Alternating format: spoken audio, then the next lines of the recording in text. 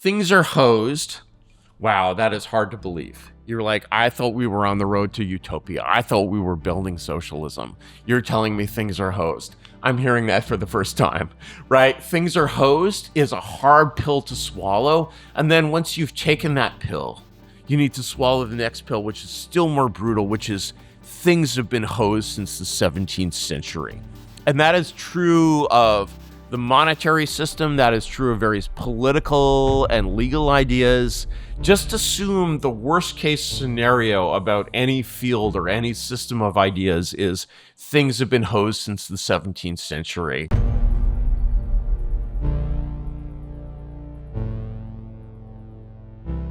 I mean, it essentially goes back to this FDR. Yeah. Because you know what? Like, after I was in Tucker's interview, you brought it up. Yeah. So I went and read it. Actually, and then I posted it on Facebook. And it was warmly welcomed by my conservative friends. But this was it. This is preeminently the time to speak the truth, the whole truth, frankly and boldly, nor need we shrink from honesty facing conditions in our country today. Values have shrunken to fantastic level. Taxes have risen. Our ability to pay the fallen. Government of all kinds is faced by serious curtailment of income, blah, blah. Like, it's like, he's, rather than the bullshit we get from Keir Starmer or Kemi Badenoch, he's just said there and we have to have an honest conversation with the nation. We have to have an honest conversation. And people love, actually, like, when you break through something false. You know, one of my formative aesthetic moments, I had this weird experience because my father was in the UN's Foreign Service, and so he was posted when I was 10 and 11 to Nicosia, Cyprus. And in Nicosia, Cyprus, for some reason, rather than sending me to the International School for Americans, they sent me to the English school in Nicosia, Cyprus. So I had this kind of Harry Potter experience, except I was also 3 years younger than everyone else, which was like really super weird. And it was a very weird way to be 10 and 11. But I got a lot from it. I memorized some Shelley, and so on and so forth. And it was the Harry Potter experience, right? But without the magic and with more Cypriots. And then I get back to America, and suddenly I'm a 12-year-old sophomore in an American public high school, and I'm trying very hard to like acculturate myself to this very strange, environment in many different ways. And one of the things I decide is I'm going to get a radio. And I'm going to listen to top 40 radio because that's what everyone in the class listens to. Everyone in my school listens to. And it's like 1985. And if you turn on top 40 radio, what you're getting is like, Bon Jovi.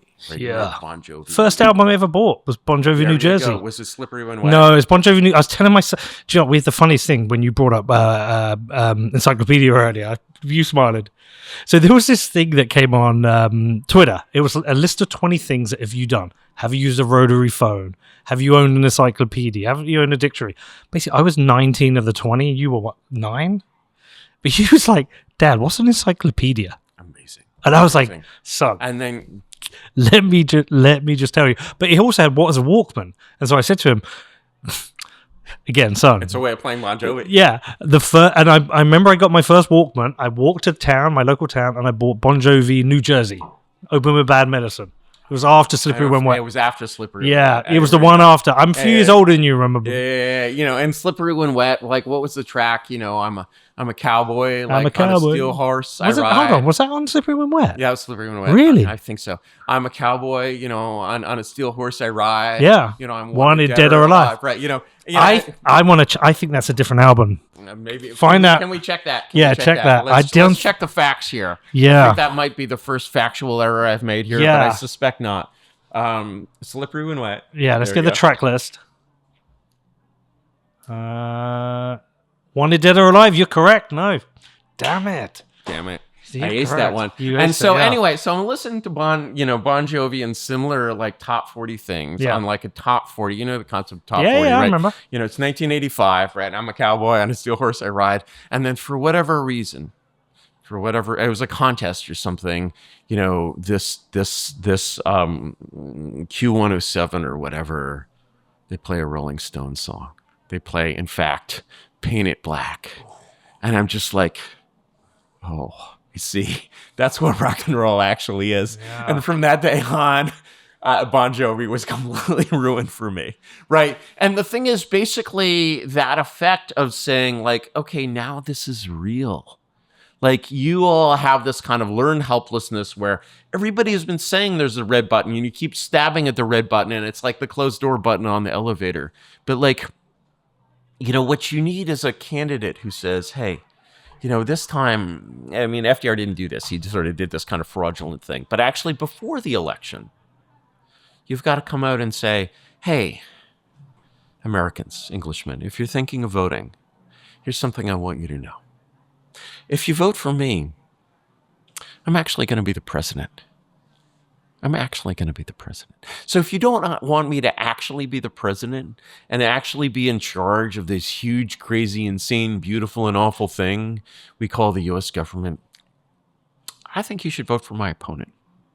Well, so, because actually, moreover, I would like to say to my opponent, actually, I think you should say the same thing. And I think if you win, you should really be the president. Okay, look, I've got two thoughts on that. Firstly, that requires Nigel Farage, one, to fully recognize the problem, two, have the conviction to change it, and three, care more about changing it than winning power. And have the staff that knows how to back it up and turn it into something real. But that's the that team. Is not just a smile and a beer. But does he care more about becoming prime minister or fixing the country? And the truth is, that it goes to my second thought, is that what I've noticed in politics is really weird, right? I've considered running for office in the UK. And we talked about this wandering through New York yesterday. And I said, look, one of the reasons I think I might do well, I won't do too well because I'm not the smartest, but one of the reasons I think I would do well is I'm quite honest. Yeah. But what I've noticed is that honest politicians do really fucking well. They actually can. And this is the thing that most people don't see in Trump and Vance. They don't see that actually the amazing thing about Trump and Vance, I have met Vance a few times. I've never met Trump. Yeah. Here's the thing about Trump and Vance. They are the same person on camera and off camera. Yeah. They are absolutely the same person. Now, let's think about who Keir Starmer is off camera. Does he even exist? Is he even in the room? Like, who is this person? Who is he to his wife? What if we had a hidden camera on Keir Starmer? What if we could look at every day of Keir Starmer's life? What is it with the Ukrainian rent boys who keep setting fires? Like, Connor, of all the politicians we've interviewed, who do you think is the same off camera? Like, genuinely the same? Steve Baker. Steve Baker? Yeah. Who's Steve Baker? He was a conservative. He's the first person who brought up Bitcoin in the House of Commons. Yeah. Yeah, Steve Baker a little bit. I kind of think Liz Truss is a little bit. A little bit. Really? Head of cabbage and all. I felt for but neither of the Labour guys. Josh Simmons a bit more than Mike Tapp. No. Yeah. Can I recommend a Labourite for you to interview? If they'll come on. Lord Glassman. Okay. You know Lord Glassman, Maurice Glassman, the founder of Blue Labour. Do Lord Glassman. I think you'll have an amazing time with Lord Glassman. I will tell you without any, Lord Glassman. Friend of yours? Yeah, he's the same person. Maurice Glassman, he's a Jewish lord. You might have to introduce me. I struggle to get Labour people on. Yeah, this is different. Different. Okay. This is different. This is the true horseshoe. And like there is a true horseshoe, and Morris is a true horseshoe man. And so that does exist. With regards to Farage, I met him actually like 10 years ago or so. He was at a dinner in Silicon Valley. I would say that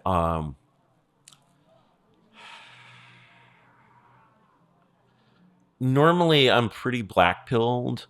I would say that with Farage, there might be more than meets the eye. Hey, listen, he's the best option we have right now. There might be more than meets the eye. But what my worry with reform is just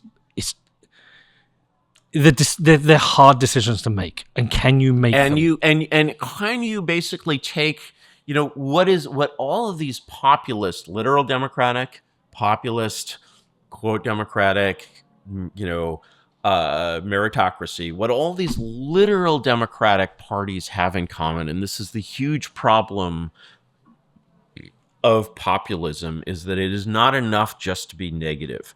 You actually have to come together and create something new, and it has to be really new, and it has to be, I'm afraid to say this, like very big brained. And so, yeah. you know, the thing is that how do you basically, you know, how do you create a leadership that is like daring enough to say we are going to revise 400 years of English constitutional history, and we're going to do it in the most nerdy way. Literally, like last night, or the night before last, to prepare for my, you know, debate with the great constitutional scholar. No irony meant there.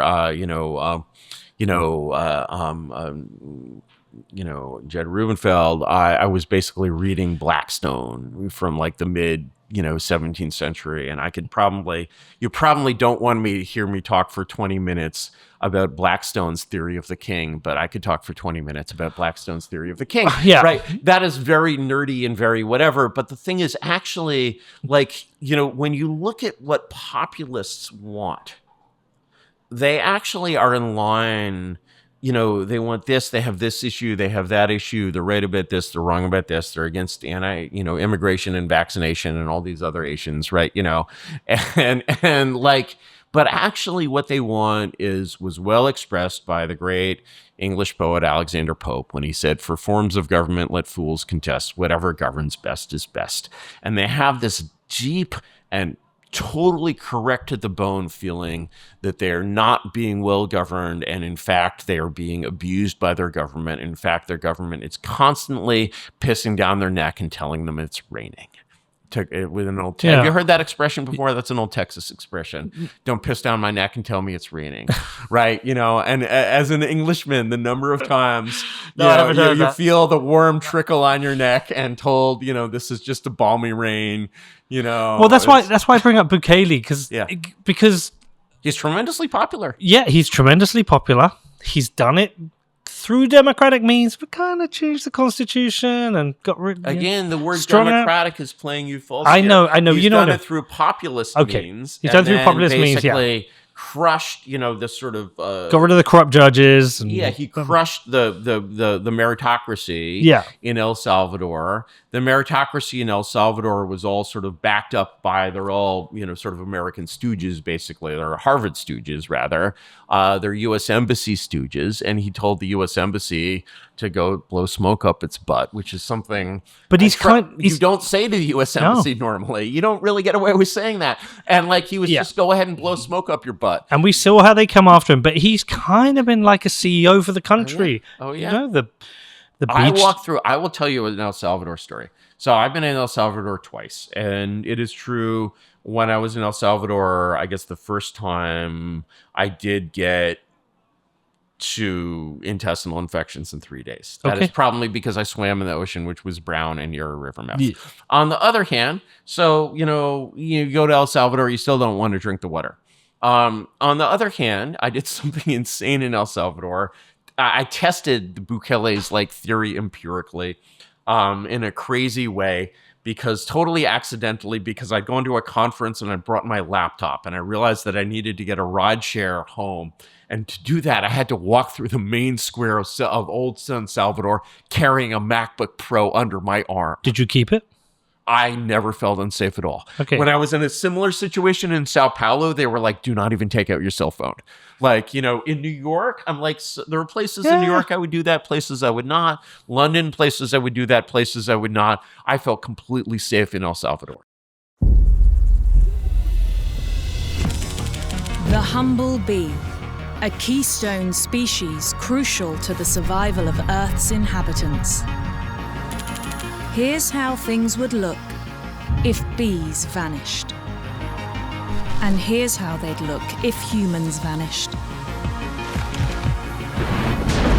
But imagine if instead we became a keystone species by doing things the right way, by taking responsibility for our actions and becoming the solution.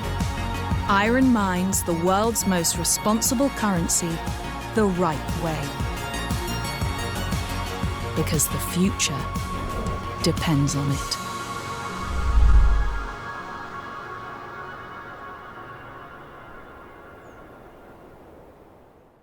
Well, so I got this tattoo here in San Salvador, but I got lovely. it in a red zone. I had to go with 3 armed guards.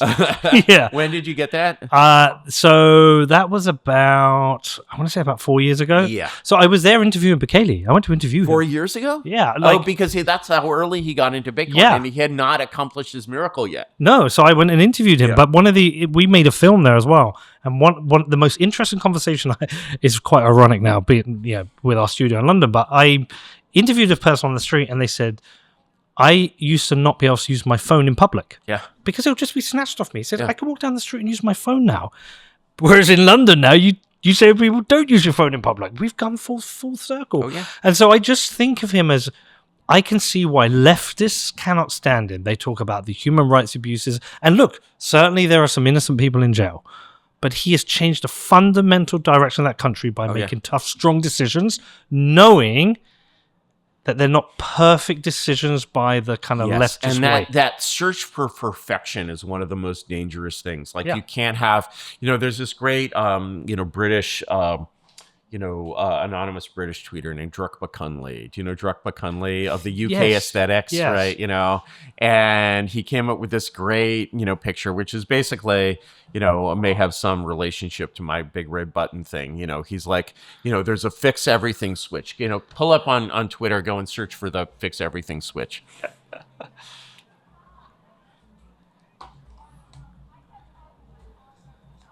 I should use this resource more. This is. I found out the fix everything switch is real. Yeah, but search on Twitter, search on X for fix everything switch. Unfortunately, it's an image, but no, go down. Yeah, there you go. All right, fix everything easy. Okay, so people listening, you can't press that switch. There is no switch. Actually, nobody wants to see any switch pressing. You're a switch pressing obsessed maniac. It's simply not possible to press the switch. To be honest, it's quite frankly terrifying that you even think of pressing the switch. Hey, buddy, just get fucked. If you even think of pressing the switch, fuck you. You have this ridiculous fantasy where you can just press the switch. The middle ground is not switch pressing. It isn't easy. It's just pressing the switch. Yeah, if people say you shouldn't press the switch, then maybe don't. And You're then in the middle, pressing obsessed maniac. and then the middle is like a light switch. Fix everything. Press the switch. Exactly. All right, should we break? I could use a break. I could use, but I do want to finish. I don't want to just stop. No. We can. Do you want another beer, quick? Maybe some whiskey. We can go for hours. So, All right, Connor, you got a question. Yeah, so my question was, it kind of sounds like you're asking for the return of a Caesar and his fellow philosophical friends who dictate. I think essentially you're in a situation where, if to summarize the kind of previous conversation, Aristotle tells you that there are 3 forms or forces or kind of styles or ways of doing government.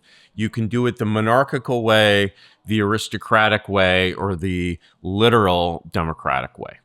And the problem with the literal democratic way is not even that the people are incompetent to govern. It's both better and worse than that. They are both incompetent and too weak to govern. If they were a king, they would be like an 8-year-old king. Their attention span is too weak. Their capacity for, cooperation is too weak. All of these things maybe can be improved, but you have to, sense squarely the fact that populism, the track record of populism in the last 75 years is that it always loses. But we want a Marcus Aurelius. And so your choice in a way, because you don't have those other 2 forces, is you need to think really carefully and hard, knowing that there's a wide range of distributions in the quality of a monarch, that I think Caesar was freaking wonderful. I love Caesar. I love Augustus. Tiberius, right? And so you basically want to design a system that will give you a Caesar, an Augustus, but not a Tiberius or a Caligula. You can think of these exclusively in Roman terms.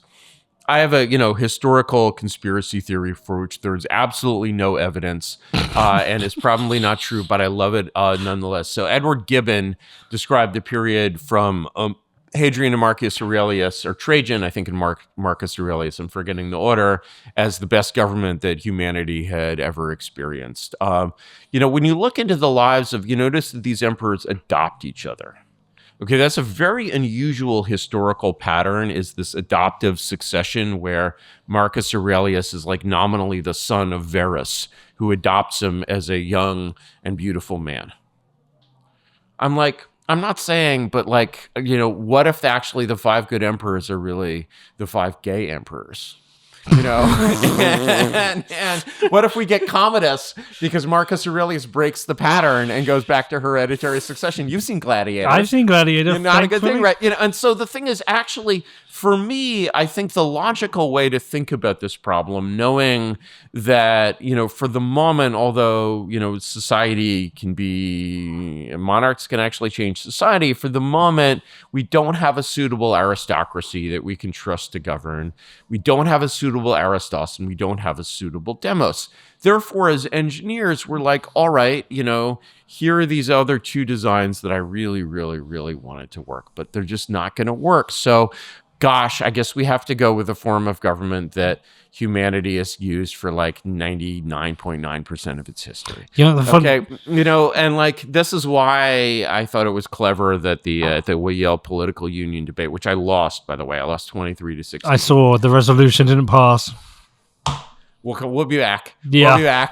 We'll be back. You would have got less than 23 votes maybe 5 years ago. Who wins his first election, right? Yeah. Like I would have been arrested, and like, the who wins his first election, right? And so, to basically say like, all right, think about it as like, a chemist designing a pharmaceutical. Like, a pharmaceutical is like, actually, most drugs are bad, right? Most molecules are something you don't want in your body, and you have to solve this problem. One of the things, you're familiar with the concept of Ozempic. Of course. Have you ever taken Ozempic? No, I'm tempted. I'm a little bit rotund. Yeah, try it. It's good shit. It's a hell. It's as someone once said, it's a hell of a drug. And what's even better is bootleg Chinese Retatrutide. That one is not even released yet. Amazing stuff. And I look like Xi Jinping. And I don't understand why he doesn't do this stuff. And so in any case, all you have is you have monarchy, and it's like this family of molecules which are very, very different from each other, which have a huge level of historical variance in how the monarch is chosen, the meaning of the monarch, the function of the monarch, et cetera, et cetera, et cetera. The only thing you see is that if the monarchy is less than absolute, it rapidly disappears. Yes. And so, there's something really Boolean there. It's like achieving orbit. Like, it is not good to build a rocket that gets 99% of the way to orbit. Like, don't do that, right? As Saint-Just said, he who makes half a revolution, commits suicide. And that is basically also true of getting halfway to orbit. So you basically have to actually say, here is a family of molecules. And by the way, the original molecule for Ozempic was developed from Gila monster venom. Okay, it was basically noticed that Gila monster venom had this property, but it was actually the venom of a lizard. And so when I, suggest that, you go to, a certain website and buy some cheap Chinese Retatrutide and inject yourself, I'm not saying that you should go out in the desert and find Gila monsters to bite yourself with, right? Yeah. And like, actually, the fact that this molecule is in the 20th century very toxic. And by the way, that's an unusual situation for monarchy because, Hume, the most rational of scholars in the Scottish Enlightenment, is like, yeah, basically a well-designed monarchy is obviously the best system of government. I'm like, we've seen, okay, there's Hitler, but also there's like even the terrible, or there was this like crazy like Swedish monarch, like Eric the 14th or something like that, like who was actually insane. More often you have very weak kings who are weak because they're just very, very young. And we see that's like the 7-year-old population. You just can't put the 7-year-old in charge of France. You just can't do it. Who's the one in Game of Thrones? And it just like, so that creates a problem where power, gets dispersed. And that has often been very dangerous for kingdoms. In a way, I think the decay of the English monarchy starts with Elizabeth just because she's wonderful, but she's also a girl and she kind of lets her deep state run away with her a little bit. Right. And then James the First comes in and he's kind of this weak foreign king who doesn't have a local power base. And he starts yapping, as the Gen Zers say. He's constantly yapping about the divine right of kings, the divine right of kings. You know who doesn't yap about the divine right of kings? Henry the frickin' VIII. That's because Henry VIII did not need to do that shit. Whereas James I is like, I'm an absolute monarch, right? As soon as that starts to be compromised, as soon as he even has to insist on it, his dynasty is on the way to decapitation. Right. So, but this goes back to my point where if a monarch fails, it could very easily be replaced, but with democracy again. Whereas if it fails, there are a lot of failure modes, and they all suck. Yeah. Right. So it's like basically you're building a bridge. Okay, a bridge is an inherently dangerous thing. A bridge is inherently something where you're really screwing around with the basic forces of nature. You are, in fact, defying those basic forces of nature. More than anything, what a bridge wants to do is fall down. Yeah. Right? And the same is true of a monarchy. It's sort of not a naturally stable form. It has to be very actively stabilized. The great sort of virtues and also the great vices of democracy and oligarchy especially has all of these very strong natural stabilizing forces, which leads to just like complete sclerosis and insanity. But at least there's like peace until everything falls apart, right? But there's a lot of, the importance of an elite is tremendous. You can't get rid of your elite. You have to basically redo them to some extent. And that has to be actually a very pleasant process for this elite. It should be a very pleasant process. But, in terms of engineering, you're doing this very risky thing, Jed compared it to, a nuclear reactor. He's like, well, you basically could power your system on coal, which might burn a little funky, or you could build a nuclear reactor. Okay, what's the worst case scenario? The worst case scenario is clearly a lot worse for your nuclear reactor. And that was a very effective argument, by, a very distinguished lawyer, right? So, I'm like, okay, there's that. Right. On the other hand, basically, you build a nuclear reactor or you freeze in the dark and you're eaten by wolves.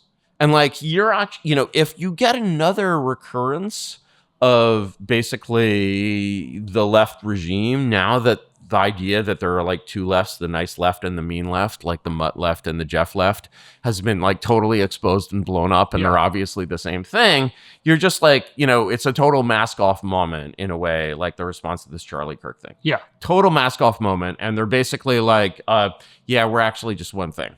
Right? Well, yeah, because they were either dancing on his grave or just rationalizing it. Same as their relationship to Stalin.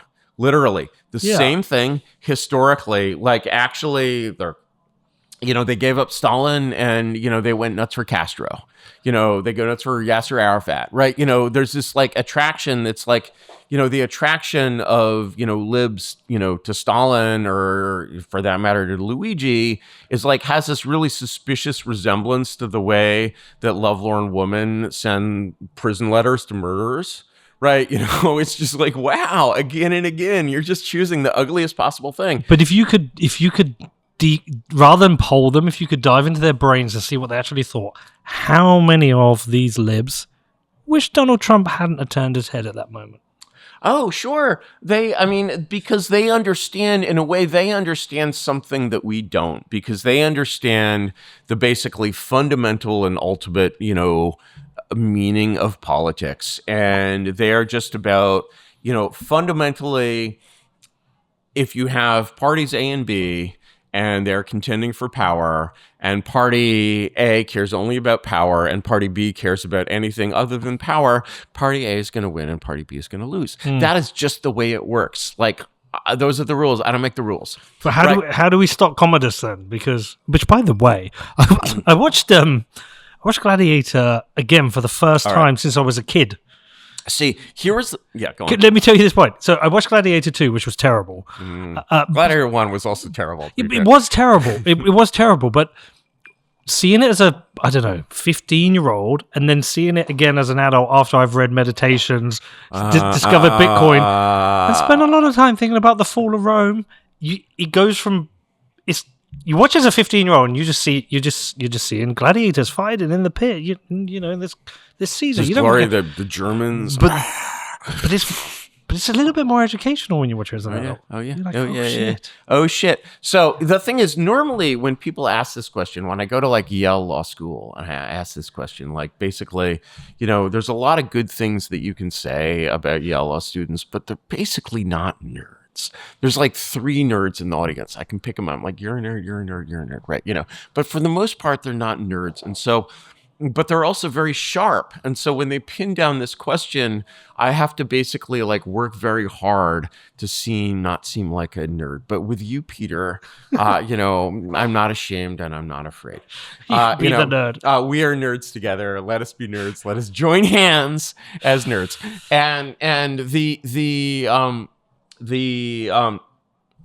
And so there's actually an answer to this question. And the answer to this question that is sort of well-trodden and well-worn, and I'm actually like, I have been involved in way more many board of directors votes than I should have. So I have basically seen, I spent like basically the last year in corporate governance war, right? And It's not fun. Have you done this? Yeah, of course. Oh, hell yeah. Fuck yeah. Right. Well, yeah, but I'm the guy who I literally today, or rather my forces prevailed in an on-chain election. Today. Literally Okay. today. It was a very small difference, actually, like huge respect to the people who lost that election. They're actually also wonderful. It's just sort of the wrong shape. But I'm a chairman who can be removed by a board, and I'm also... No, I'm only the chairman. In my first startup, Tlon, basically there was various kinds of corporate war involving the courts of Delaware, and the result was with my second co-founder, I ended up in a situation where it's actually a very workable situation where he's the CEO, I'm the CTO, but I control the board. So he can fire me, but I also can fire him. And every kind of co-founder situation, if you want to sort of structure a co-founder situation, you want this kind of Mexican standoff where it's basically clear that just either of you can blow up the world if you want, and you actually don't want to. And before you want to blow up the world, you should want to leave. I want to talk to you about one of my sponsors, Incogni. And that means we're going to talk about the weird world of spam. And I don't just mean those spam emails that you get day after day from companies you never heard of and companies you've never signed up to. I'm also talking about those spam phone calls you get from those people who seem to know a little bit too much about you, trying to get your bank details. It's all a bit creepy, right? Now, this all comes from the world of data brokerage. There are companies out there collecting your data, building profiles, and sending that data to anyone who wants it. Which is why when one of those scammers phones you up, they seem to know everything about you. Now, I've tried myself to get off these lists, try to get off the phone lists, try to get off the email lists. I unsubscribe from every one of these emails that comes in, but this game of whack-a-mole, it just never ends. And so this is where Incogni comes in. They do all the hard work for you. They reach out to these companies and they will get you legally removed from these lists. And I know because the last time they sponsored my show, I signed up and I didn't take the free option that they offered me. I wanted to pay for it. I wanted to see if you get value for money, and they removed me from 79 data broker lists. And so I've stayed on. I've stayed a subscriber, and I have seen a massive decrease in the number of emails and phone calls I've been getting. So it's a great service. I recommend you check it out. If you're sick of this like I was, please head over to incogni.com/Peter and sign up. If you use the code Peter, you will get a lovely 60% discount. So that's incogni.com/Peter. We should probably talk about economics. Let's segue from there. Do you know what is interesting is when you go out and look up for your interviews, you've got some interviews you've done with like crypto nerds, and then you've done your kind of your Tucker Carlson ones.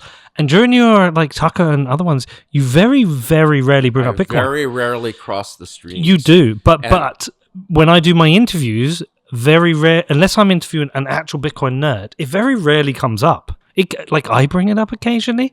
So when I found out, like, oh, Curtis is also a Bitcoin nerd, that's kind of interesting. That's kind of interesting. So then it pushes me to like, in this world, therein hangs a tale. Can I tell you a tale? Yeah, tell me a tale. Tell you a tale. This is a tale that has not actually been. I've said that I've done a lot of appearances, but this is a tale. I referred to it briefly in a text message to you, but yes. This is a tale that has actually not been told before. So let me tell it. So I was basically, where all this bullshit came from is I was kind of doing two things at the same time. At the same time, I was working on basically how do I rewrite all of government, and at the same time, I'm also working on how do I rewrite all of computer science, because I feel that I am actually a dropout of the Berkeley PhD program in computer science, and I worked in, I wrote the first, I wrote a WAP browser that was a pre-iPhone cell phone browser that shipped about 1 billion units, of which about 10,000 were ever actually used. But, that was... I remember WAP. Oh, yeah. Oh, you remember WAP? Did you ever write WML? No. I did. But I did start out my post-university career did start out writing HTML. So But you had heard of the attempt to have a parallel internet. I do. Well, that was I did not organize that. I did not create that. I was but a pawn. But it allowed me, before the 2000 collapse, to sort of raise a reasonably sized little nest egg, not enough that I had like fuck you money and could just go to go to shit, but like actually enough to do. I was just like, well, I dropped out of grad school because I just couldn't stand the frickin' bureaucracy. And I'm like, all right, I'm going to go make some money in the private sector, and I'm going to like fund myself to do an independent dissertation. Right. Yep. And so I was like, all right, I'll do that. Right. And, because everything had gone to shit, but I still had some cash left. I should have sold the bubble either way before I did or way after I did. I'm a terrible investor, and most of us are. I'm the worst, and and you'll see why. And terrible. And I apologize to everyone, for the terribleness of my investing, but although I made a lot of money on COVID, actually, and that was my best trade ever. Like buying deep out of the money S&P puts in like January 2020. That was money, right? And in any case, going back to sort of my early investigation. So it's like 2002. Everything I worked on had sort of gone to shit. Everything clearly was shit and deserved to go to shit, in its own way. And WML, for instance, was shit, right? Despite my best efforts. And I was like, all right, clearly sort of the way in which we're doing computer science is, essentially, if you look at your iPhone is actually basically it is a mechanical copy or a structural copy of a mini computer the size of a fridge called a VAX that was made by Digital Equipment Corporation, in 1975 or something like that. And it is basically running an operating system called Unix, which you might know of, which was the operating system for, developed by these, cool people at Bell Labs. Amazing system. For, that was popularized really, by the DEC machines. Right. And so, for example, when you use your iPhone, here's something about your iPhone that you'll realize. It tries very hard to pretend that there's only one level of memory. It tries very hard to pretend that all apps are on at the same time. But you'll notice that there's actually a difference there. And if you haven't used an app in a while, it's clearly like booting that app back up. Yeah. Right. So essentially your iPhone has these two layers of storage because that's how hardware evolved. But hardware evolved that way because basically in 1975, you had, one kind of memory, which was hard disk memory on spinning cylinders that lasted forever, and another memory and was slow, and another kind of RAM that was cheap and fast. That dichotomy created the whole definition of what an operating system is. I was like, I'm like one of these people who's like a heavy metal guitarist. I'm like classically trained, man. I trained at Juilliard, right? I'm very classically trained in system software. And I was just like, what if this difference didn't exist? What would happen if we were actually designing the system from scratch? Well, suppose we found an alien computing environment that fell off the back of an alien spaceship. Like, what would it look like? And, because clearly, maybe, for example, in normal computing, like 1 is true and 0 is false, but maybe the aliens would be like 0 is true and 1 is false. Right. And but then how would it be constructed? How would it be designed? And I became obsessed with this goal that was first uttered in a way, by this guy, Paul Graham, who's the, leader of Y Combinator, of basically building a system with a minimum set of basic requirements, or the minimum, structural, like mathematical definition of computers. Like all computers would be running the same software, and that software would actually fit on a t-shirt. Okay, and everything that preceded, that would be like the axioms of the system. Everything that proceeded from that would be like completely, a deterministic pure function, and basically you could define the whole computer for all time forever as this function of its inputs turned into its outputs. So this was basically a fairly difficult goal, and I have these t-shirts, so this is a system called Urbit, which you may have heard of. Yeah, so this is a system called Urbit, and so basically, it sort of took a while. It took like several years to say, okay, what is the minimum set of equations here? What are the Maxwell's equations of software that define the t-shirt? And how, given that you can define any, programming environment in this, if you can bring up a knock spec, NOCK.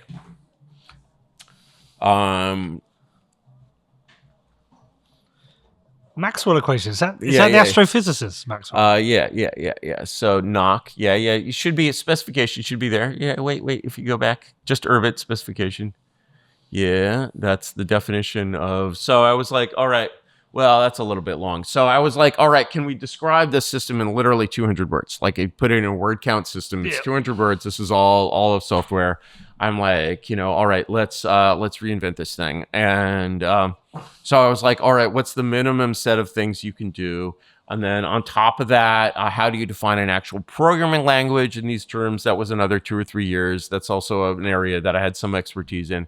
Then you're like, okay, once you have a programming language, well, here's the thing about language adoption. Most languages, like, for example, C or JavaScript, are adopted not because they're great languages, but because they're the native language of the platform they run on. C is the native language of Unix. JavaScript is the native language of the browser. Pull up another page. Go to Twitter. Look for the page of a guy named Guillermo Rauch. And search for Guillermo Rauch. Guillermo is in the Spanish name. You're gonna have to spell that for myself. GUI, like Guillermo del Toro. Yeah, exactly. GUIELL. Yeah, ELL. Doesn't matter. You'll fix it for it. Guillermo. Yeah, Guillermo Rauch, RAUCH. I think you still Guillermo Rauch. There you go. Look for that. And then look for that name and Curtis Yarvin React.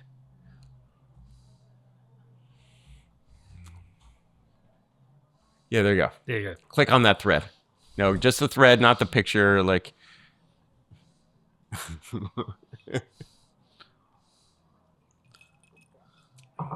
okay, scroll up. That's 2003. 2003. Yeah. Actually, well, I mean, that's 2000. I mean, it's issued it's actually stuff that I did in the 90s.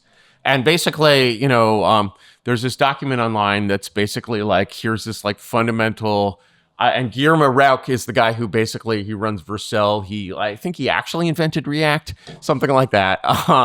And so he's a reasonably prominent figure. And I just like randomly posted this document that's online, which is basically like, oh yeah, I invented React like 10 years before anyone started using React. So if you look at Guillermo's review down there, scroll down, and which way should we read? Read the one toward the bottom. Reading for 2000. For 2000, this is a near perfect foreshadowing of the subsequent 10ish years of DOM up updating? Is he going to say Updating hell. updating hell? DOM mutations become very hard to reason about, authoring difficult, especially as project teams grow. An event you don't... I got no idea what the fuck this is. All right, keep scrolling down. You'll get to the conclusion. In 2005, Guillermo said the same. Guillermo, i.e., 15 years later, Guillermo himself was saying the same thing. Shit, yeah. It's briefly so over. And then he's like, but he missed this thing. We're later significantly back. This is the mistake that many predecessors of React made. TLDR, this paper is really impressive. I say Curtis anticipated 95% of React. Story by fucking also life. anticipated and really well articulated the pitfalls of its imperative competitors. The other 5%, however, is arguably what made React win. Yeah, you fucked up with that other 5%. Had the author not detoured into XML markup extensions and focused on the fact that FX would be used, whatever the fuck. What's the TLDR? This paper would be an all-timer. Could have been a contender. I could have been a contender. Anyway, in any case, my point is that, basically I have, reasonable claims to be a computer scientist. I think that's fair. I think that's fair. Yeah. Right. And so essentially, I have like the academic credentials. I dropped out of the right schools. I had the right jobs. The Brown CS program undergraduate CS program is amazing. This is not like super implausible, and it's not super weird that I, as a fucking weirdo, would make $1.1 million and decide, all right, I'm going to spend that on spending the next 11 years reinventing all of computer science. So that's all of system software, which is my field of computer science. There's a lot of other. I don't know anything about AI. So in any case, I'm working on this Urbit thing. Yeah. And, here is the basic problem in doing theoretical computer science. You'll be surprised that it's a problem I think that many of your viewers share, which is how do you make money? And serious problem, right? And the thing is, okay, I'm reinventing computer science. I'm inventing a language, a programming language. Okay, this is good. Okay, I have to explain to my girlfriend. Okay, this is how I'm going to sell a programming language. Who's later my wife, later the mother of my children. I'm going to invent a programming language and make money. It's insane, right? Completely insane thing. Because basically, the one thing you know about theoretical computer science is it doesn't fucking make money. Yeah. Right. And you have to open source it, really. It's retarded, right? Imagine you're like, oh, I'm going to sell a programming language. I think in the 80s, people sold programming languages like GBasic, like Bill Gates got to start selling programming languages. You don't make money in computer science today. Posting shit to GitHub is how you don't make money. Yeah. Right. So I'm like, okay, well, this is basically fucked because actually here your iPhone is basically a VAX. It is basically running this paradigm from 1975. It really calls for somebody to reinvent it completely from scratch. Nobody's going to fucking do it, and, why the fuck not? And one time I was talking, it was at like a random party in like 2015, and I'm like talking to a guy, some like random Indian guy, cool guy, random party, right? And I'm like, what do you do? He's like, I'm at Google. I'm like, oh, what do you do at Google? He's a product manager, something. He works on this, he works on that. Google Plus, I think he worked on Google Plus. You remember Google Plus? Yeah, of course, right?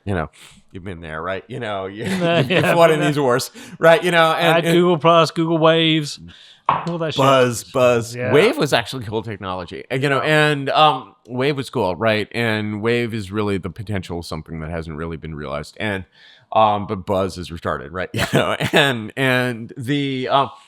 Then he's like, what do you do? I'm like, well, I have this startup, and he's like, what is it called? I'm like, what is it? I'm like, well, it's this thing called Urbit. He's like, he's like, oh, you're the Urbit guy. I'm like, yeah, I'm the Urbit guy. And, we get to talking a little bit, and he says something really remarkable to me because, at this point, our like total capitalization is like $3.1 million. He's like, oh yeah, we can never do anything that ambitious at Google. Like without any sense of irony, And there was no irony in this comment at all, right? You know, it was just like, oh, Google couldn't possibly do this, right? You know, but like it would be even harder in academia, right? You know, Yeah. and so like, and it's for free software. Who's I will pay for that, right? And so actually, you're looking really hard.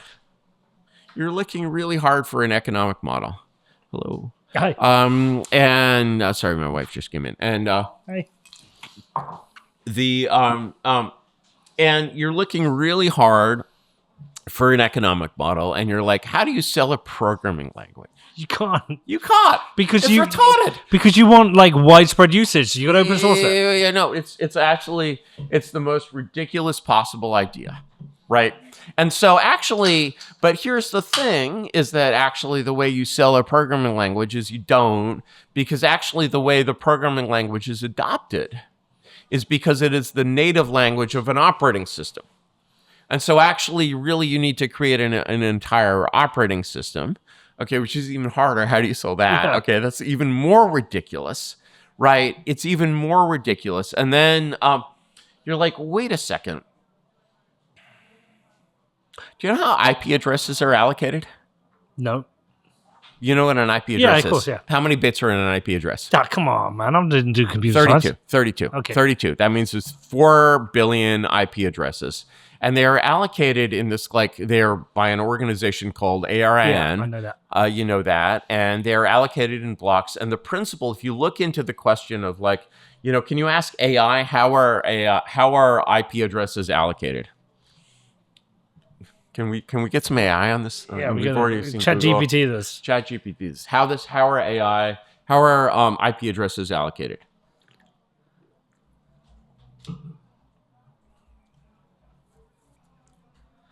All right, here we go.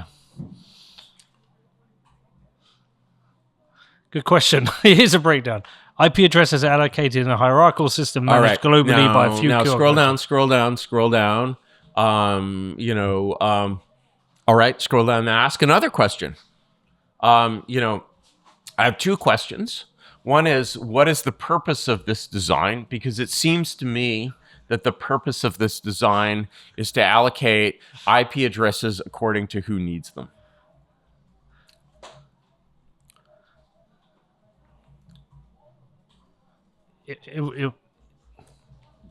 Wait for it.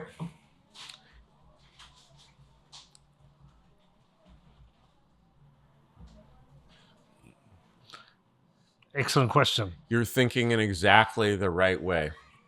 All right, now ask another question. You can type it while it does it, Con. Yeah, ask another question, which is, doesn't this seem to match the economic model of Karl Marx and, to each according to his need?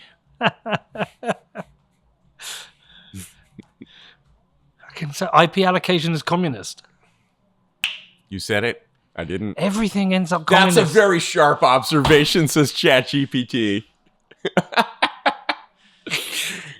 Everything ends up communist. Where it diverges. It isn't about abolishing ownership or profit entirely. All right. So, the lesson we learn from this is that basically, imagine, of course, this is impossible. We are allocating IP addresses in the era of the blockchain. And there's actually basically an NFT that says who owns an IP address. And you actually basically say, oh, we're just going to basically fund the internet from basically selling. We're going to fund the development of the internet by selling off all of this land in a speculative way, such that, imagine the blockchain exists in like 1975 or something. Mm-hmm. You're basically going to say, obviously, every IPv4 address is simply an NFT. And whoever holds this NFT has that IP address, and that's on chain, and that's their network address. And wow, wouldn't that be better than whatever this shit is? Yeah. And it would also generate revenue. And it would also be something that you could, in a sense, speculatively sell, because you could say, here is this new network that I'm creating called the internet, which already exists at this point. I'm going to invent this network on which there are only 4 billion network addresses, and each of them is property that can be owned, bought and sold, and basically traded on the market. But you're going to need a currency for that. Well, Just saying. Just saying. Just So saying. actually, well, you can of course buy or sell anything in dollars. You could have NFTs and only stable coins and not have Bitcoin. This is true. But it's not native to the internet. So this is all true. This is all true. So basically, when I realized basically that actually the way to make this whole economic structure viable, in a sense, was to say, actually, not only are you building a new, meta sub-language 100-year fits on a t-shirt thing, you're building a programming language that fits on top of that. And then you're building an operating system that runs on top of that. And in a way, Unix and the internet are kind of the same thing. And the internet is just the network of Unix, right? And so when you're building an operating system, you're also building a network that is, of course, easily layered in an encrypted way over the internet. And so actually, if you said that network addresses on your new network, a network, it connects things that are running the same operating system, we're actually digital property in some sense, then you might be cooking with gas. And so, the idea that basically you're like, all right, if you go all the way to having a system in which, network addresses are digital property in some sense. Remember, I'm working on this in 2002. If network addresses are digital property in some sense, then not only, and that property, and the network pulls the operating system into existence, and the operating pulls the programming language into the existence, then you have a way to sell a programming language, right? And that is what many have sought. That is, the golden ticket. This is a way to sell the programming language. And you're like, all right, let's try this. And because it's certainly a relatively unusual way to sell a programming language. And at the same time, actually languages were the area that I was weakest in. I was very strong in browsers. I was very strong in operating systems, although a purely functional operating system like this is a very different kind of operating system, very ready with operating systems, right? And so I'm like, all right, I'm going to spend a couple of years doing this. I in the end spent 11 years doing this.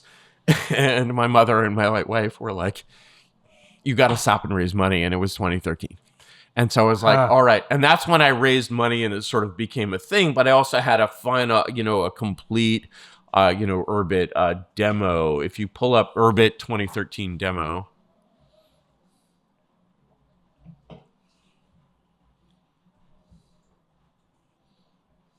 No. You are, yeah, there. Yeah. That's that one.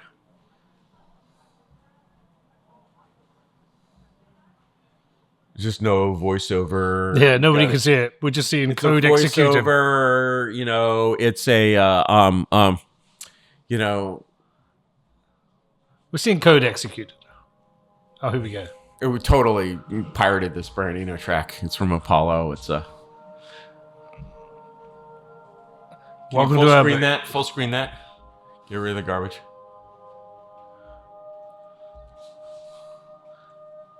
We're an Urbit virtual computer or ship. The resolution kind of sucks. Yeah, it does. What's happening? Explain to people what's happening. You've just basically entered, the alternate world of Martian computing, in which shares only one thing with the software stack that we inherited from the 20th century, which is ASCII. Okay. It's clearly using ASCII. Otherwise, it might have, fallen off an alien spaceship, but it's entirely possible that the aliens invented ASCII first. They've been here for a long time. Anyway, so this is me basically demoing the sort of stuff I've been working on for 11 years.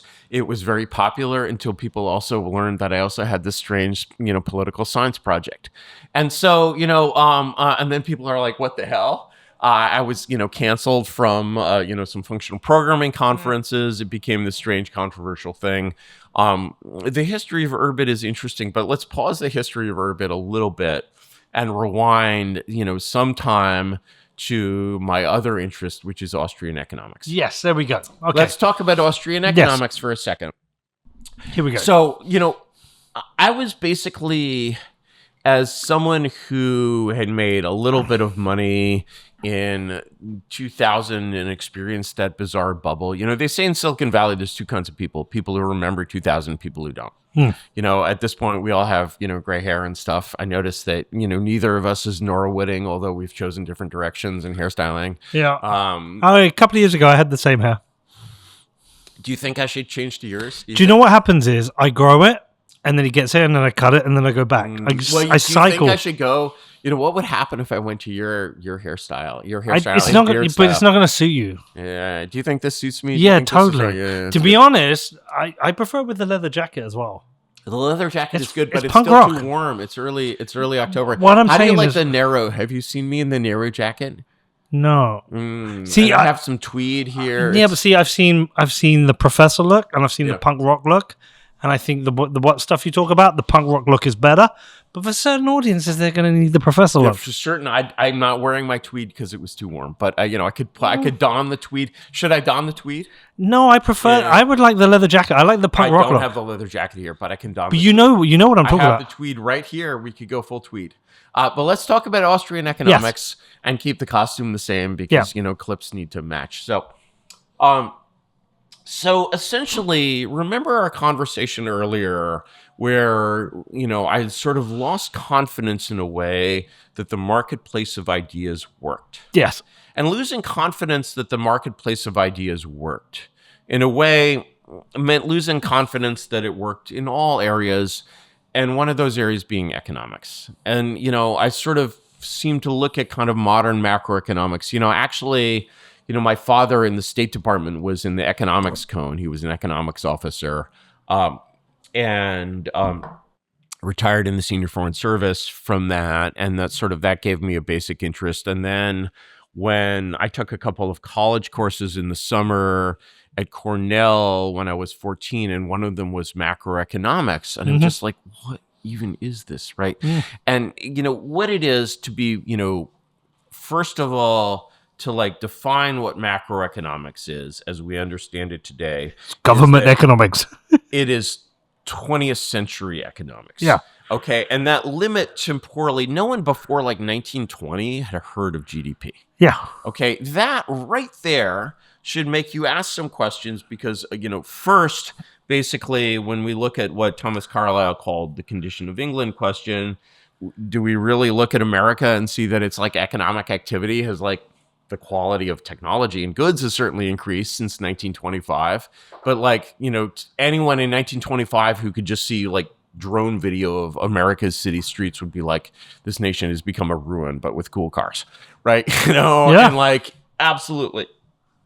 In so many different ways, they would be viscerally appalled by the result. And to tell them we have some intellectual BS that should convince them that no, actually we were doing better than ever and we have the best government in history and would really not work on them. But it's not economics, it's propaganda. So the thing is that essentially what that tells you is not that you should spend a bunch of time questioning this economics, but that in the same fashion that I sort of designed Urbit, I'm just basically Urbit is not an evolution of Unix. Let's forget about Unix for a moment. Unix is great. It was great in its day, but let's start from scratch. And let's say, sort of what is economics from scratch? And it was there that I found, the great scholar who really, a lot of people associate the Austrian school with Hayek. Yeah. The fact is, Hayek was a student of Mises. Yeah. And Hayek is second rate and all over the map, whereas Mises is like a laser. You've read Human Action. Yeah, of course. It's an amazing, amazing work. And you just it's called literary economics by these mathematical imposters. And it's just you see this and it's a prioristic. It's just razor sharp logic, right? And you're just yeah, this is the real economics. But is it right? So my analysis, because I studied economics at school, we only studied Keynesian.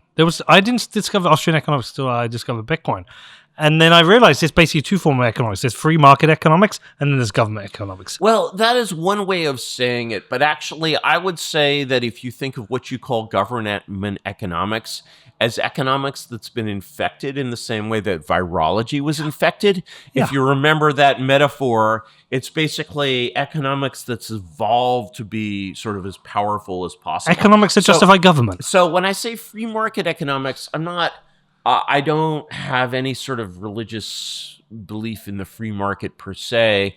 There are many ways in which I disagree. I'm a mercantilist also, for instance, and that being an Austrian, I'm like completely an Austrian and completely a mercantilist. And I even see what Keynesian economics is trying to do. It's just doing it in a very silly way. Yeah. And so, but I would recommend that all Austrians read Friedrich List, the great Austrian, sort of neo-mercantilist economics who reinvents mercantilism in the age after Adam Smith. I recommend List to everyone. He's an amazing writer. He's perfectly clear. There is not a single equation in the book, and no equations at all. This is pure literary economics. And actually, to synthesize Mises and List is like to form a kind of synthesis that is, I think, the way that, states should do economics, basically. Like the Chinese sort of understand List, but they don't understand Mises. Millet understands Mises, but he doesn't understand List, which is why he just had to be bailed out. So I don't know List. Help me understand List. A List is the national system of political economy. So List basically was one of these lone geniuses. He dies in poverty. Later, his views become not only the basis of the late 19th century German mercantilist economic miracle, but also the Chinese and Japanese miracles in the 20th century. I was really surprised about 10 years ago. My late wife and I went out to dinner with a Chinese couple who they were like computer science grad students, but they were also party connected back home. And I started talking about trade. I had previously thought that the Chinese mercantilist miracle was kind of seat of the pants. Oh, your work, Oh no. I mentioned Friedrich List, and he's like, Friedrich List? Oh, everybody in China knows Friedrich List. And Friedrich List is basically saying, like, you have to treat the nation as a firm. Its balance of trade is its P&L. If it keeps losing money, something is wrong. Right? And so, in a way, Donald Trump, like, intuitively understands the things that Friedrich List understood. When he talks about like balance of trade, like we're losing $300 billion to Canada a year to Canada, and everyone was like, Donald Trump is an idiot and he doesn't understand free trade. Hold on, let me ask. So are you basically saying that like the libertarian Austrians aren't baked in the reality of the state? Exists. And so in a way, if you understand the state as a firm, you can be both an Austrian and a mercantilist. Yes. There's not a compromise between them. They're sort of two dimensions of the same thing, in the same way that like Einstein and Newtonian physics are sort of both correct in a way. There's a lot of Newtonian physics in libertarianism in general. And so, having, and this is something that I got this kind of synthesis where I'm such a Misesian, and I start reading like Thomas Carlyle, and I'm like, this guy seems totally right, but Mises is totally right at the same time. But let's zero in a way on the Misesian theory of money and banking, because one of the things that is really essential to the Misesian model of economics is that he's very against expanding the money supply. Yes. He's just like, any supply of money is adequate. You have all of these justifications for inflation and all of, it's like, for example, the hedonic adjustments you see in GDP. First of all, they kind of assume that the purpose of life is hedonism, which is kind of the point that Carlyle would make. But they're also just like, what you're really saying is because technology got 3% better, I can skim off 3% on inflation and you won't notice. Yeah. That's what they're saying. Yes. Like, that's like, it's like, you're just like, it's a scam. It's a scam. Read John Stuart Mill's The Currency Juggle. He understands this perfectly. You're just like, the ordinary person looks at this economics, looks at 20th century banking economics and says it's a scam. And what Mises understands is Mises is trying to figure out the basis of this scam, and he identifies this in essentially maturity mismatched banking. And so he's basically like, this idea that banking creates money is really based on the idea that having liabilities and assets which don't match each other is economically stable. And it's just bad accounting. Like if you're a bank, you should balance your incoming payments with your outgoing payments. And if you want a 30-year, to offer 30-year mortgages, you need people who are willing to buy 30-year CDs. Yeah. That's called the flow of funds model, and it's sort of before magic, 20, it's just normal accounting. Banks should be subject to cash flow accounting rather than solvency accounting. If you're familiar with the term hold to maturity, don't Google that. You'll be very terrified. Yeah, I know. I know. Oh, are you telling me that all American banks are insolvent and are only held up by guarantees from the Fed? Of course. Yeah, how would they survive without the FDIC? Oh, and it's even worse than that. I mean, the thing is that, first of all, now even by the normal definition of solvency, they're insolvent. But even in the abnormal, and this is a new development, they are actually held up by the FDIC. They're literally insolvent, and they have to come up with this category of hold to maturity. That was not usually a problem. Usually, historically, they are solvent in the sense that the net value of their assets exceeds the sum of their liabilities. But of course, if they all tried to sell the same assets at the same time, they would all disappear. Ultimately, it's kind of a Sam coin, if you remember Sam Bankman-Fried. I remember Sam Bankman-Fried. But would you say the FDIC was a mistake of FDR then, or it was necessary at the time? No, it's actually more complicated than that. So the problem is that well before World War I, the world was on what was called the gold exchange standard, and it was already, since the founding. This is kind of, this is just an accounting error that goes back to the roots of English finance, and in some ways created because it created this tremendous capacity to borrow, this tremendous capacity and sort of covert capacity to borrow was a lot of what fueled the rise of England. It's now being basically spent on DraftKings and weed,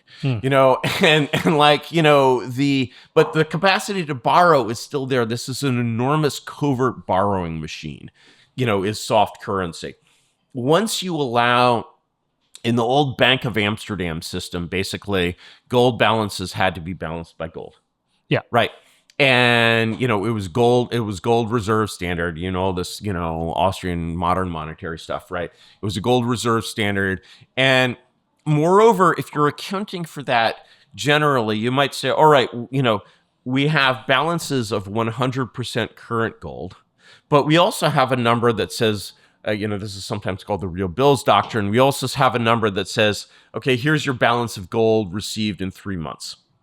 Okay, on the other side of that balance has to be somebody who's going to deliver gold to you in 3 months. Yeah. So when you have a bank account currently, that is actually defined in these terms. That is actually a zero-term loan from you to the bank. It's maturity matching. That is constantly overloaded. Right. So, getting aside this question of maturity mismatching, which you can sort of easily see allows the generation of spurious liabilities. Yeah. You basically are actually no, any supply of money is adequate. And you end up with an interesting, and this is something I developed over time since then. The best measure of inflation is not this ridiculous doctored CPI number. Yeah. It is personal net worth. It is a statistic also collected by the Fed. It is simply assume that people don't care whether they have stocks or bonds or houses or whatever. They're just how much money do I have affects how much can I afford to buy. Yeah. Personal net worth as a number is going up like this. Okay, that represents an increase in the balance sheet. Equity is a liability. Every time the stock market goes up, Americans get richer, and basically that's more red ink. Some Americans get richer. No, and some Americans get richer. It's very unevenly distributed. Yeah. That's true. Nice socialist point. I appreciate the socialist. Oh, no, not being a socialist. Sorry. I'm being a realist. I know. I just wanted to stab you under the table with that. But, nice socialist point. But actually, the point is that this is stealth inflation. Yeah. That the right measure of inflation is how much are people's portfolios, including dollars, increasing. This is an increase in purchasing power. inflation, as Milton Friedman has said, is always and everywhere a monetary phenomenon. Yeah. Right. So that's an interesting question. And that basically says, there's and this is where things start to get interesting. Do you know the term Flüchten die Sachwerte? No, I don't. It's a Misesian term. It means flight to real value. Okay, yeah. And so when you had the great inflation of 1921... It's why everyone's buying gold and Bitcoin right now. People would buy, yes. But we're going to get into that in a little bit more detail. Okay. And in the Flüchten die Sachwerte, people would buy like furniture because they knew that their marks would be worthless tomorrow because the supply of marks was rapidly increasing. Yeah. To me, fiat currency is government equity. Yeah. And when we see, moreover, the government equity is M0, but like the value of all stocks in real estate is like, if there was a term for this, it should be like M8. Yeah. But it's actually Z1, which is personal net worth. Yeah. Right. And when you see expanding personal net worth, you're like, wow, our houses are getting better and better. And wow, these blinds are like nicer and nicer. And like, oh my God, I had termites, but the wood just healed itself. No, that's not the way houses actually work. And when you basically see price going up and the thing staying the same, you are seeing a monetary phenomenon. Yeah. And you are seeing basically fundamental problems in calculation, which basically cause people to have various kinds of misincentives that, it causes all this malinvestment and basically causes us to, suck and be China's bitch. Right. So, okay. Yeah. So if you basically are like, the expansion, and here's the thing about the expansion of the money supply is it makes a dollar, just a normal dollar, an M0 dollar, something that is not a good way to store value. Yeah. Right. And that leads you off the gold standard.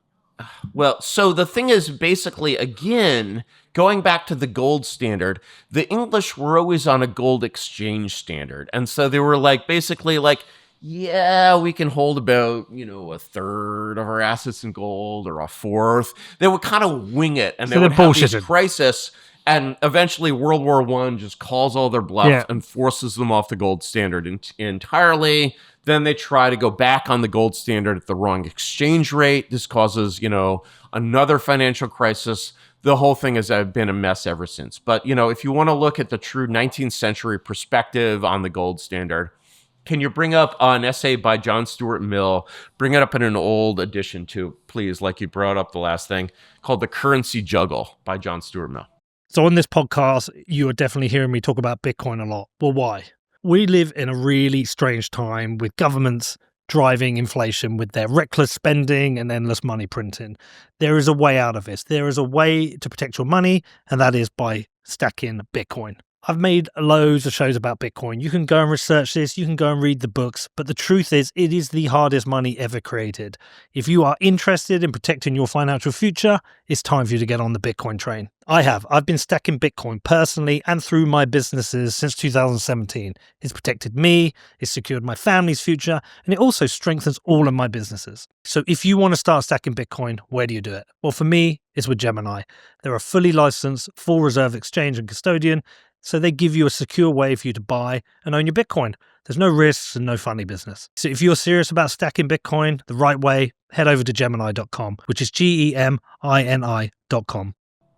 But let me ask, so do you think the gold standard was a good thing and they should have maintained it? Yes, but the problem is that the gold exchange standard deviated so far from the gold standard that the only way to basically restore that balance was massive liquidation, and it was too much for the market to bear. They failed. They liquidated everything in the early 20s. But that's to come back. The currency juggle. The currency juggle, and it's an essay by John Stuart Mill. Just help me out with my contradiction. There you go. Just help me with my contradiction quickly. Yeah. So we find a real original text. So we talked about FDR. We talked about him essentially being a CEO, and we talked about him. Yeah, if Congress doesn't give him permission, he'll do the fuck anyway. But he also took the US off the gold standards because of deflation. But the thing is that the gold standard of the time was a gold exchange standard, which was actually already deeply mixed with paper gold. Right. Okay. And so you had the choice to basically do a site on site:archive.org. Then you'll get an original looking thing. Site:currency juggle. Anyway, find that on archive.org. We'll keep talking. Yeah. So anyway, so essentially, things were and you're starting to see this pattern. Things were already hosed in the 17th century. Right. And if you remember 400 years. Yeah. And if you're basically like, things are hosed, wow, that is hard to believe. You're like, I thought we were on the road to utopia. I thought we were building socialism. You're telling me things are hosed. I'm hearing that for the first time, right? Things are hosed is a hard pill to swallow. And then once you've taken that pill, you need to swallow the next pill, which is still more brutal, which is things have been hosed since the 17th century. And that is true of the monetary system. That is true of various political and legal ideas. Just assume the worst case scenario about any field or any system of ideas is things have been hosed since the 17th century. And, there's this famous 4chan tweet, it's a 4chan post, which is only one line.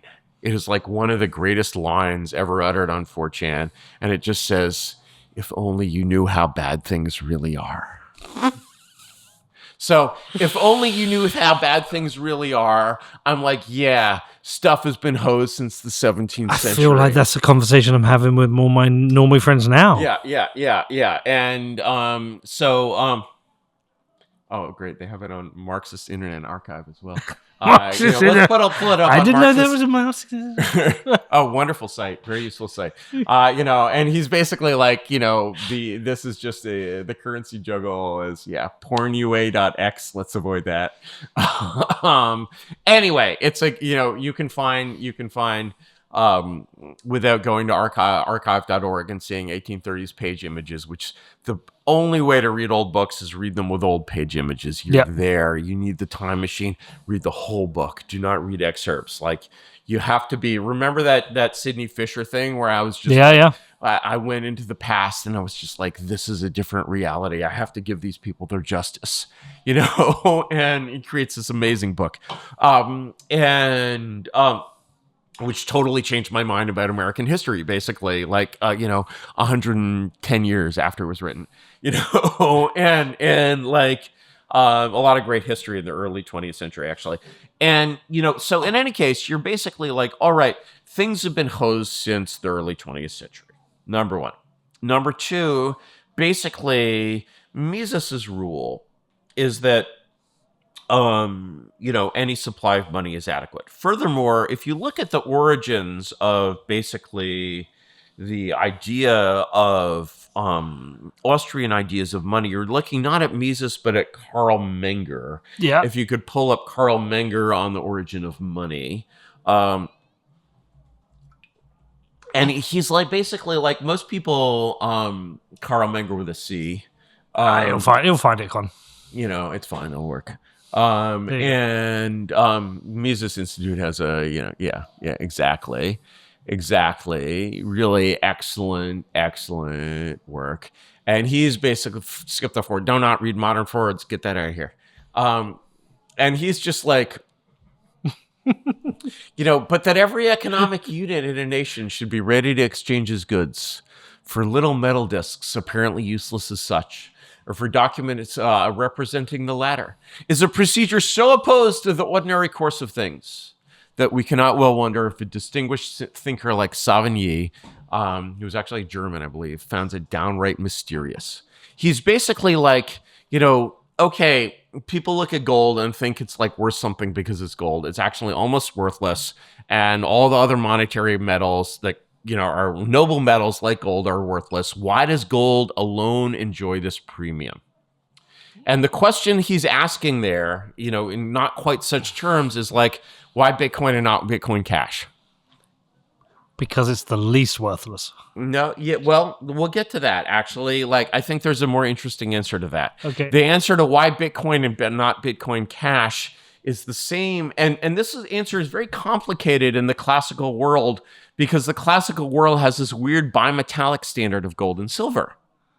And this bimetallic gold, standard of gold and silver simply results from a patchwork of world nations, some of which have standardized on gold and some of which is standardized on silver. Asia basically runs on silver and the West basically runs on gold, which creates very interesting exchange structures that might or might not remind us of Bitcoin versus Ethereum. Okay, so is it just like network theory then? Wait. Oh, there's a deeper rabbit hole. Okay. Let us go deeper into the rabbit hole.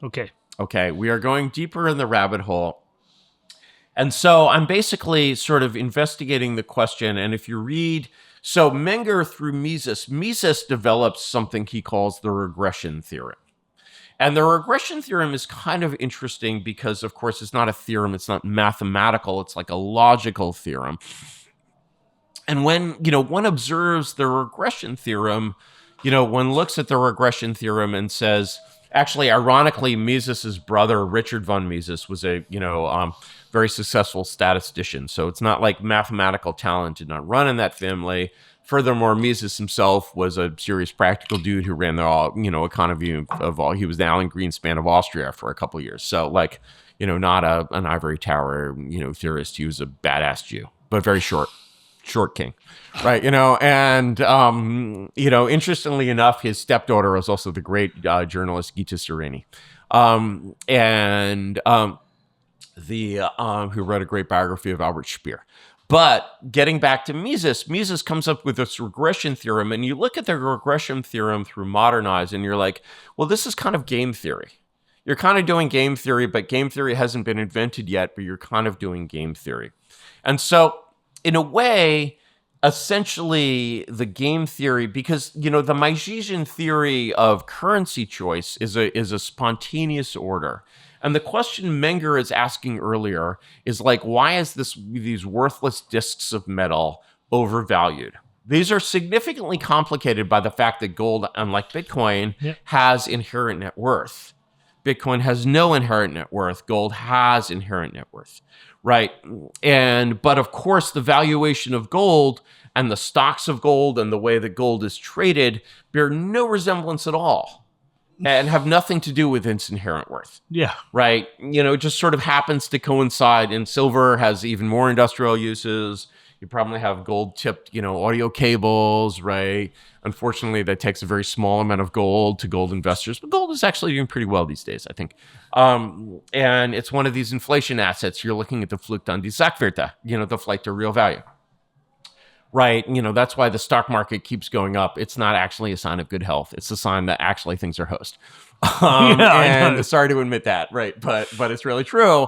Any Misesian will tell you that. You're just increasing your liabilities. Are you increasing your tangible capital? No, you're spending your liabilities on weed and DraftKings. Done. Right. And like you are cooked. Right. Hey, sorry to be blunt, right? I don't make the rules, right? And so you're looking at basically, economics and even finance has become this kind of fallacious profession in a way that accepts these strange assumptions and these strange rules. Like something is really, really wrong here, right? And it's something that actually the smartest people on Wall Street don't seem to entirely get, like how wrong this is. Because they think everything is getting better and better and better, and it's just the Flucht an die Sachwerte. Right? Or, it's just inflation economics. Or is it just cope? There's cope, but there's also the flight to real value. And actually, they say on Wall Street that pessimists, look good and optimists, make money. And I've always been a pessimist, and so in any case, working forward into this question of the origin of money, I came up with basically an unusual conclusion, and my conclusion was that the origin of money could actually be related to financial markets today. And the Mengerian theory of the origin of money, and even the Misesian theory of money, relies a lot on something Mises calls the double coincidence of wants, because basically the good becomes more desirable as a medium of exchange if both parties have it. And I'm like, all right, that's interesting. But actually, the way that a medium of exchange creates demand for a good is sort of fundamentally frictional. If you imagine you're in a virtual world where anybody can trade anything to instantly, the double coincidence of once vanished. But do you maybe still have a source of, monetization energy? Could the monetization process happen at all without the double coincidence of once? Let's assume the double coincidence of once goes away. All right. And let's think about the monetization process in this imaginary virtual world where you can trade everything for anything else. Then you get a different incentive that comes into play rather than the double coincidence of once. You basically say, if I'm comparing asset A for asset B as a store of value, how do I expect the exchange rate between A and B to evolve over time? Let me give you an example of this, and this is an example that I used in some very early blog posts, actually, but we'll get to that. Let's say you're in a society with no money, and so you sort of feel this pressure to invent money. You're a fisherman in Iceland. Your name is Sven. And your idea is you're going to go out in fishing season, which is September, and catch a bunch of fish, and you're basically just going to keep the fish. And what Sven finds, being kind of dumb, is that fish don't keep. They don't keep. And so therefore, your goal is not to eat the fish. Those fish are a store of value. You are going to exchange them for other goods later. They are a store of value. Do you remember a day so early in Bitcoin world where people kind of measured Bitcoin's success by transaction volume? Yeah, of course. And then they realized that was kind of wrong. Yeah. I have a story about that. In any case, you have a store of value, and Sven has no choice but to choose a store of value because he consumes many things other than salmon. He has a need to store value from the present into the future.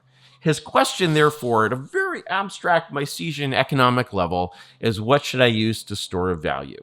And fish is no good. Fish is no good. Okay, so his second idea is, all right, I'm going to store something that keeps. I'm going to store axes. Okay, and so at this point, we are looking at a question of what is called the Nash equilibrium, a concept which considerably postdates, Mises. And we are looking, and, all right, if Sven wants to store money in axes, store value in axes, that's good. That's fine. That's okay. And, axes hold their value. An axe is an axe. An axe, a 2025 axe and a 2028 axe, as long as it's not rusting or something, keep it under good conditions, really holds its value. Can you say the dollar? I don't know, right? And so Sven is like, let me store money in axes. And, unbeknownst to him, Eric and Heinz and Hans and all these other people, he's basically testing out a Nash equilibrium. Everyone else makes the same choice. They're going to store money in axes. Here's what happens. There's a certain amount of elasticity in the production of axes. And so because there's a certain amount of elasticity in the production of axes, they don't disappear from the stores. Oh no, we have an efficient supply and demand market. The axe price skyrockets. Yeah. Axes go to the moon. They moon, and basically Sven is like, holy cow, this was the best way to store value ever because I bought these axes for 17, marks, 17 fish, and now, I could sell my axes for 827 fish. I win, yay me, Sven, right? And so the axe price skyrockets. But sadly, the success is illusory. Because when the axe price skyrockets, the capital markets spring into action, and they're like, we are hearing the Hayekian signal from the axe market. People love axes. People are using axes more than ever before. Sven needs 20 axes. I don't know why he needs 20 axes. Does he have 20 hands, 20 children? Has he, imported, 20 immigrants to do his work with axes? We don't know. All we know is everyone loves axes. Everyone needs axes. Everyone is talking about axes. Let's get into the axe market. Let's invest in axes. There's an axe bubble, which becomes an axe craze. There's an axe mania. There's axe throwing. You might remember the axe throwing craze, right? Everyone is super into axes. There's nothing more. What does Sven want to do? He wants to show off his axes. He doesn't want to just keep them there. He wants to take them to the axe throwing event. They're beautiful axes, right? And things keep going up and up and up until it's just like, wow, there's a lot of axes on the market, and the axe dealers start to cut their price. And Sven, if he's a smart Sven, is like, now is the time to dump. And he dumps. And he gets out of the axe market and makes a profit. But what must go up must come down. And the result is that, Svenland is left with this enormous glut of axes. There are all these, it's what Mises calls malinvestment. It's almost like you're saying that we need a version of axes that cannot be produced in response to the market. You might be saying that. You might be saying, wow, any supply of money is adequate. And so if we basically look for something... We need a form of money that you cannot produce. Gold is pretty good, right? Gold is the pretty hardest to make. But it is actually possible to make and mine. And actually, gold mining has caused serious economic distortion. Spain has never recovered from its conquest of the New World. Go to Spain. Have you been to Spain? I've been to Spain many times. It has never recovered from its conquest of the New World. It has never recovered from this artificial expansion of its currency, because that created a world in which basically Spanish, that created essentially Dutch disease. That created a world where Spain's, had this enormous purchasing power that is enjoyed by America today. As a result, imports, outcompeted domestic manufacture, and the whole structure of society collapsed. But what you're saying is, right? Bitcoin is the first money that cannot be artificially created. That's and so in any scenario, what you're saying is that when you basically have a fixed supply of money, as Mises says, actually two things. Number one, Mises imagines, when Mises and Menger picture the origin of money, it's necessarily in very primitive conditions. Yeah. And so they have this primitive idea of the double coincidence of wants. But as we see, actually, maybe the same processes, as Lyell, the geologist, said, fuck these floods, right? Maybe the same processes that have operated in the past are operating in the present.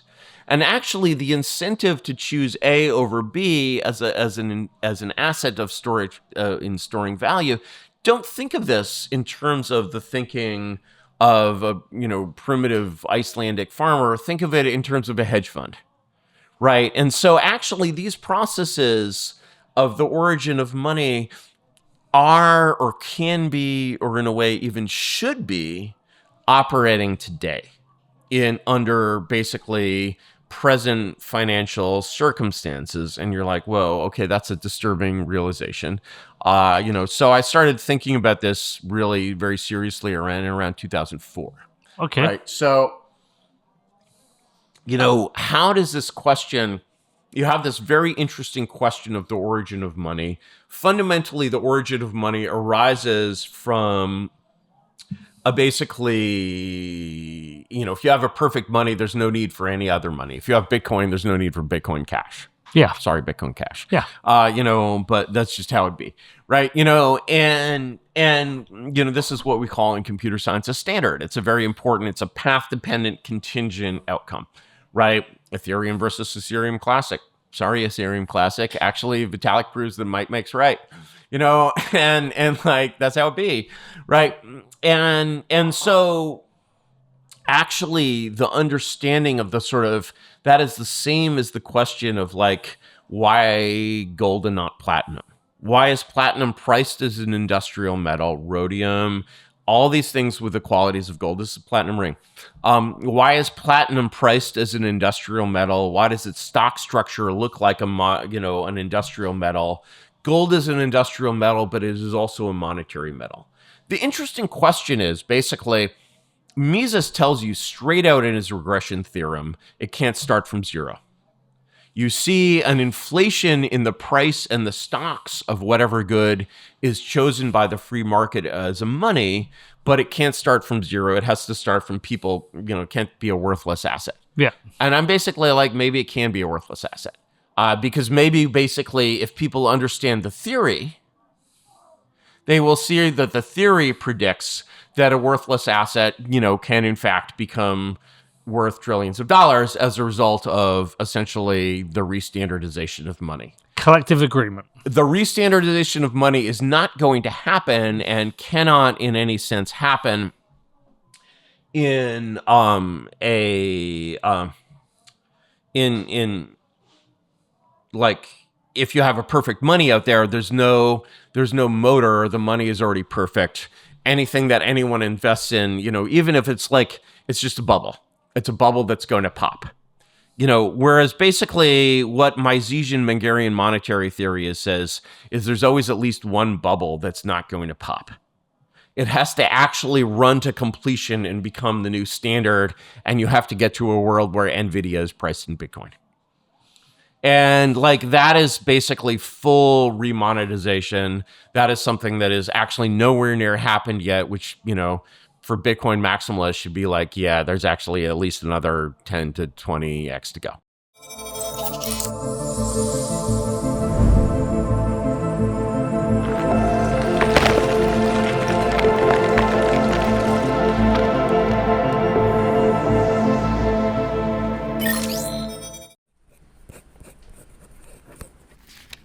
It's very important that you don't lose this, okay? This is your inheritance through Bitcoin. Let Bitcoin rip. Don't rip up your Bitcoin. Set up inheritance with Casa. But it's coming. Possibly. And the thing is, actually, in a way, I had a long time disagreement with Balaji Srinivasan about that. And Balaji actually turned out to be right. Balaji is like, it's past, I'm like, the government could shut it down at any time. And I posted about this in 2013. I was like, the government could shut it down in, not 2013, even earlier than that. Yeah, but they had a chance then. They had a chance? Yeah, they had a chance. Now they don't. They'd have no chance. Now they don't. Now they need it. And this is why I feel comfortable having this conversation. Yeah. And actually, this is why I feel comfortable now. And so essentially, if you go back to Urbit, right, suddenly, here's this question of Urbit has, like IPv4, has a limited supply of addresses. These addresses develop value from activity on the network, but booting up a network is a very slow and difficult process, et cetera, et cetera. The network effect is very difficult. We've made some progress. We're doing all right. But it's a slow and difficult problem. I recently came back to Urbit after actually 5 years of being away. And enormous wars ensued. And but we've actually settled down into a beautiful peace. We're very happy. We're very happy, and I'm very happy as the CEO of my new company, Urban Tiger, which is actually also the name of the strip club in Birmingham. My Birmingham or Birmingham, USA? No, you're Birmingham. Yeah. But we'll go one day. We'll go one day. But we have a better logo. But in any case, so you basically, as a combination of sort of both studying Austrian economic theory and thinking seriously about the structure of a network, and in particular the economic structure of a network, like you have network addresses, which basically, there should be a market for them, and it shouldn't be a centralized system. It should be a decentralized system, right? And so it's actually fairly easy to anyone who knows anything about cryptography to say that, okay, you're going to treat network addresses in Urbit as digital real estate. And you're basically going to say every address has a list of transactions associated with it, which is signed with a key, right? And then you're going to restrict that number of addresses to 32 bits. And then you're going to actually map those 32 bits into, rather than having a naming system like the DNS, you turn the 32 bits into a base 256 alphabetic system, such as my name, Sarg Namtive. Right? That's my Urbit name, and that's a 32-bit number. So basically, you created scarcity, you created money. You created scarcity, and you're just like, all right, actually, we have this structure that involves scarcity. So the scarcity needs some intrinsic value that I'm going to create by making this operating system real. Had the operating system become real, by 2013, it had become somewhat real, but this was 2005, right? So it was actually nowhere near real. And I was just like, actually, you can create a virtual currency with a limited supply, no mining or anything, in which basically the currency is owned anonymously by cryptographic keys, and you have a registry which basically just registers cryptographic transactions. Essentially, I didn't invent Bitcoin, I invented Solana. And, You get richer off that. yeah, what? You get richer off that. Well, if I had actually invented Solana, but arguably yes, but we'll see. The fat lady has not yet sung, but in any case, basically, I'm like, you know what? If you actually defined a system like this, and which was just a cryptographic registry, forgetting the Urbit, the network address space, if you just abstracted this and you said, hey, there is a cryptographic registry of who owns what of a fixed thing. I even designed, something that I was like, all right, this could basically deflate essentially infinitely until it's the monetary standard. I even designed something that really should have been used, which was by Bitcoin, which was a notation for a deflating currency. So I'm like, I will pay you, 2B, 27, which is 2 times the 27th, bits, right? So basically, essentially, I was just like, actually, you could I remember being in a store in 2005 and being like, wow, if this existed, in 10 years, you could buy a camel in Mauritania for bits, right? And so You were so close. So in a way, the thing I didn't invent was the blockchain. No. The thing I didn't invent was the blockchain. And so actually I came very close to, Bitcoin is 2 interrelated, beautifully interrelated inventions. Absolutely beautifully interrelated inventions. One is proof of work, the blockchain, decentralized consensus. There's a lot of ways to do decentralized consensus. The blockchain is a particularly beautiful economic way to do that. The problem was well known in computer science has been is Byzantine agreement. There are a lot of Byzantine agreement solutions, or you could just fake it never mind. But you could just fake it never mind, right? And so essentially, I'm actually really glad I didn't do this because I was basically I could just launch what was essentially a centralized version of Bitcoin, having the other idea of Bitcoin, which is the idea that a worthless currency can go to infinity. That's the best bet. And that is, that is my part, so I'm partial to it. And I will furthermore tell you my theory. I'm not Satoshi. Okay, I'm really, really, really, really not Satoshi. I had the motive, the opportunity, and the propensity, but I'm not Satoshi. Okay, so sorry about that. But, nonetheless, I was actually came close to basically launching this deformed, crippled version of Bitcoin in 2005. And I chose not to do that. Instead, what I decided to do was file a document with the U.S. Patent Office, which was a provisional patent application, basically setting out the sort of the monetary theory of Bitcoin and basically setting out this design for Solana. And you're the first to hear it. So, the thing is, it's sort of been interesting watching part of my theory, and you can find a post from me from that era talking about gold, because gold is, of course, another candidate for monetary standardization. None of this theory predicts the future. It doesn't predict that any of these things will succeed or fail, right?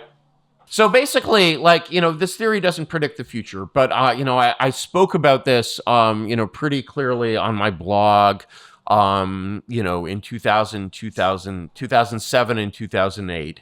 And my current theory of the origins of Bitcoin is regrettably the common theory of Bitcoin, which is that somehow Nick Szabo was involved because he backdated some posts on his blog. I was already convinced that Nick Szabo was involved before I had lunch with him in 2015. And then I was like, wow, this guy really talks about the blockchain like something he invented, even though he drove up in a 1990s car. And I'm still more convinced that it was Nick Szabo because I was writing about this monetary theory when Nick Szabo was on my blog roll. Interesting. So that is my theory of basically the origins and meaning of Bitcoin. It's interesting that people don't really people dimly glimpse this theory in a way. They're starting to understand that this is actually a very, very simple game theory, which is very clearly described in this document, which I'm like, all right, after 20 years, I'm going to release this. I ordered it from the patent office, and then they shut down the government. Of course, this is of no like patent validity whatsoever. It's purely a historical document, but I still think it's a much clearer explanation of the value and meaning of Bitcoin than you will find even among most Bitcoin maximalists. And it will be interesting to release it like the patent we saw earlier. Curtis, I only got to like page 2 of my notes, and I prepared a lot. All right. Sorry, I hijacked you. I hijacked you for this pitch. Really, This is our longest interview ever. Can you split it? Can you split it into We parts? might have to. We might have to I split think into that's two. good. That's why I Get did it the out. economics as separate. But you're fading. You have to close. No, with that. the cameras are fading, but we should do this again. I've got so many more questions. I it was good. loved It was it. good. It was Curtis, good. It was wow. good. Have you ever done a 4-hour interview before? Sure. You But have? I've never discussed this origin of Bitcoin stuff before. I was actually, honestly, basically, I was really worried that basically implicating me as like at least the partial inventor of Bitcoin would have serious adverse effects on Bitcoin. Yeah, that's and not- I that's worried not done about the that process. for a long time, and then I was like, all right, I think Bitcoin can take it. Right, we're going to do this again. Maybe in London, maybe here, maybe on All right. the All right. West Coast. But Curtis, thank you, man. Fucking hell, this is amazing. All Thank right. you. Thank you, everyone, for listening.